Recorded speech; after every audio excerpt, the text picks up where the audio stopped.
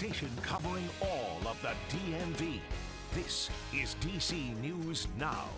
Coming up on the news at noon, a manhunt for a teenage boy. This 15-year-old is facing attempted murder charges. How police are asking you to help find him.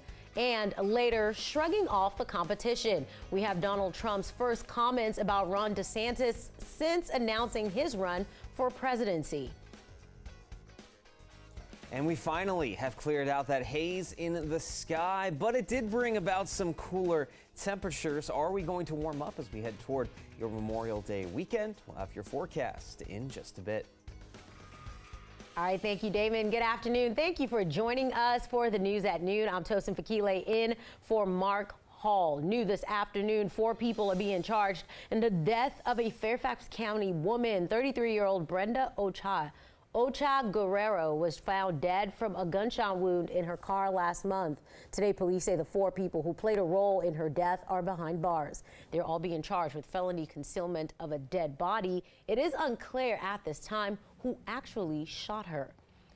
And developing this afternoon, a multi-agency manhunt continues for a 15-year-old boy accused of attempted murder. Now, this stems from an incident that happened on a Prince George's County school bus earlier this month. Our Lex Juarez has the latest.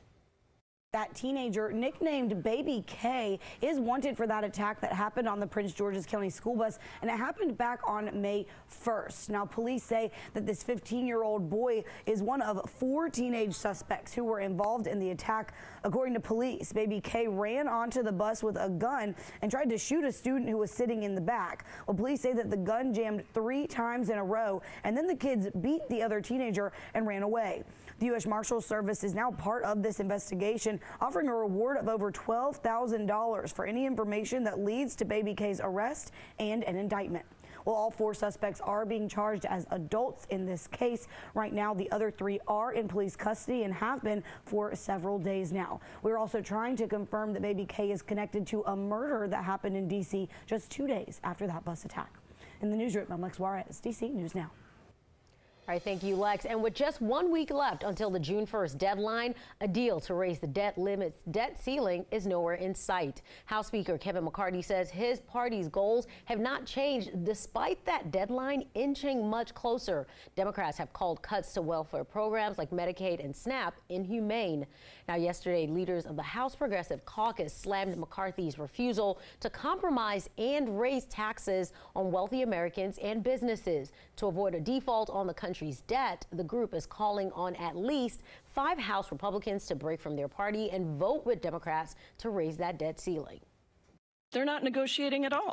Unreasonable, extreme, cruel. To spend less than you spent last year. That's not that difficult to do. We've spent more than we've ever spent before, and we have the highest debt than we ever had before. I just don't think that's right. And the White House hasn't said when the 2 leaders will meet again. Negotiations are expected to continue today. And DC News Now is your local election headquarters. The 2024 presidential race is heating up, and our team caught up with former President Donald Trump at the Trump National Golf Club. This comes just a day after one of Trump's major rival, Florida Governor Ron DeSantis, announced his bid for the presidency. Now, until now, Trump had yet to comment on the announcement. Here's what he had to say today. What do you think about Ron DeSantis? I think he had a rough opening. Yeah, that was the 45th president of the United States you just heard from there. And DeSantis announced his run in his 2024 run last night on Twitter. But as you just heard, it did not go smoothly. Washington correspondent Rashad Hudson joins us with a recap of the night's chaos. DeSantis' announcement on Twitter appeared to attract so many listeners that the site crashed, which critics were quick to poke fun at. I'm Ron DeSantis, and I'm running for president to lead our great American comeback. Florida Governor Ron DeSantis made it official, announcing his bid for the Republican presidential nomination in a campaign video and live on Twitter's audio-only platform called Spaces. The unusual method didn't go as smoothly as DeSantis would have liked. It was delayed by 20 minutes and Twitter's servers crashed. Shortly after the announcement, he appeared on Fox News. You know, as president, I'm going to make sure woke ideology ends up in the dustbin of history. DeSantis will take on former President Trump, who is wasting no time with the attacks.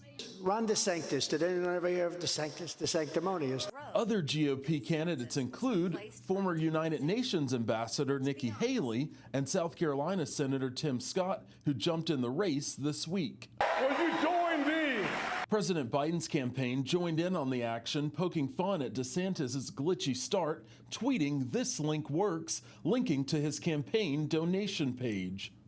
And as it relates to support here on Capitol Hill, many Republican lawmakers have already pledged their support to former President Trump. Reporting in Washington, Rashad Hudson, back to you. All right, and as DeSantis announced his run for presidency, we have a look at the top 3 Republican candidates so far. Following DeSantis is former President Donald Trump. He announced his campaign last November. DeSantis and Trump are expected to go head-to-head as top competitors for the GOP. Another top runner is former South Carolina Governor Nikki Haley. She was the second Republican to announce a run for presidency right after Donald Trump. On the other side of the aisle, here are the top 3 Democratic candidates for president. The frontrunner, President Joe Biden, who announced his campaign in late April. Shortly before Biden's announcement, Robert F. Kennedy Jr. cast his bid. As part of one of the country's most famous political parties, he made his mark as an anti-vaccine activist. Another top Democratic candidate is Marianne Williamson, who was the first Democrat to declare candidacy. She also sought Democratic nomination in 2020, but failed to gain traction among other candidates. All right, back here in the district, the D.C. Council is getting involved in a dispute between nurses and the George Washington University Hospital over a potential union. The council signed a letter last week calling on the hospital to reinstate a nurse who was fired for allegedly supporting a union campaign. The D.C. Nurses Association says it's a long time coming. You have clear majority support. When nurses tried to raise complaints or tried to get management to help them do their jobs properly, either equipment issues or staffing issues, it fell on deaf ears. Now, the council's letter is also asking the hospital to, quote, refrain from illegal conduct that violates employees' rights to organize and hold a fair and free election in a neutral location. The Intercontinental Hotel at the Wharf announced this week it's closing its Moon Rabbit restaurant. The contemporary Vietnamese restaurant announced the closure on Monday, and employees are protesting. The announcement comes just 3 weeks after the Unite Here Local 25, a hospitality workers union, filed a petition. They filed for a union election for food and beverage workers at that hotel. I was confused. I was angry. Moon Rabbit restaurant is the largest department in the hotel. It was really an attempt to intimidate us, to scare us. In a statement, the Moon Rabbit employee said he ultimately wants to offer Moon Rabbit as a standalone concept and to continue sharing the restaurant with diners.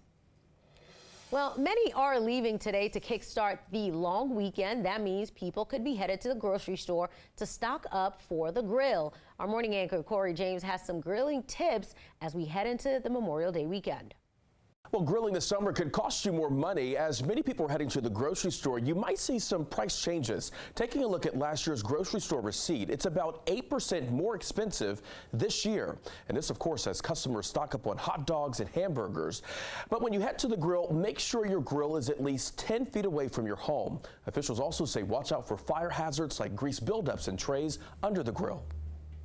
If your grill does catch on fire, close the lid, shut off the fuel, call 911. There are 20,000 injuries a year with grilling out, and there are over 10,000 fires that are started with outdoor grills. And it's important to keep in mind to only use charcoal lighting fluid and to put embers in a metal container after they cool down. These simple checks will hopefully keep your family safe, especially during the summer and as we head into the holiday weekend. In the studio, Corey James, DC News Now. All right, thank you, Corey. And you're getting ready to fill up at the pump. Well, coming up later this hour, consumer reporter Ben Dennis shows you gas prices across the DMV before you hit the road for the long weekend. All right, let's get to some breaking news right now. A crash on the Bay Bridge is severely backing up traffic there, as you can see. Look at that. This is a live look at that active scene. You can see a lot of police activity and crews on the scene. They are working to clear that crash, which is impacting eastbound traffic. Two-way traffic is being directed on the westbound side. No word so far on if there are any injuries in the crash. And we know the Bay Bridge is going to be very busy as we go into the holiday weekend. All right, meteorologist Damon Matson joins us now for the latest check on the forecast. And Damon, we're getting closer to that Memorial Day weekend. How are we shaping up? Good, bad, kind of in the middle? I mean, hey, for those folks, as far as it goes on the roads, getting into the skies, you're not going to get stopped by anything weather related. We are experiencing this beautiful pattern that, yeah, this is the fourth day in a row with these beautiful conditions. Now, it did start out a little bit chilly this morning as a northerly wind brought in some cooler air. We had upper 40s across our northern western counties out toward western Maryland and West Virginia. It thankfully didn't get too chilly off to the south and east, staying in the 50s for the most part across northern Virginia, D.C., and down through southern Maryland. But here's the catch. It's warmed up, no doubt, since earlier this morning with how much sunshine we are enjoying, but it's not warming up fast. It's in the upper 50s and low to mid 60s out across the entire area, and we are going to stay much cooler than yesterday. Highs later this afternoon, we're talking upper 60s, low 70s. Still a little bit cool, no doubt, but comfortable enough, especially given the fact that we have a lot of sunshine that is now not interrupted by haze in the sky. Those northerly winds last night did the trick, giving us much clearer conditions. Now, we love the dry weather going into the holiday weekend, but again, we can't reiterate this enough. Parts of the viewing area do need some rainfall. It's been a while since we've had a steady, sustained rain. Are we expecting that to occur over the holiday weekend, or will it continue to stay dry? We'll have a full look at your forecasts coming up here in just a little bit.